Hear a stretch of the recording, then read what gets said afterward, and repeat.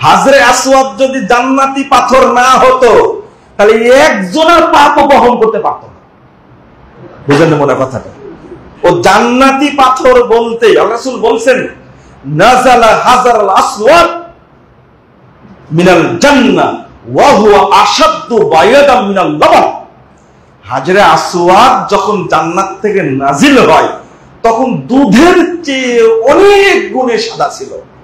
ফাসওয়াদ্দাত খতায় বানি আদম, কিন্তু আদম সন্তানের পাপেও কালো হয়ে গেছে।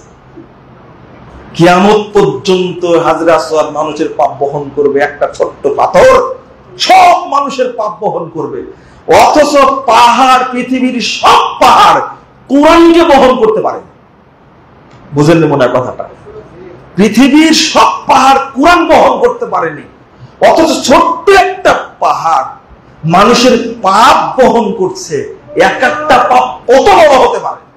জান্নাতি পাথর ছাড়া অন্য কোনো পাথর হলে এটা বহন করতে পারত না, কোনোদিনই পারত না।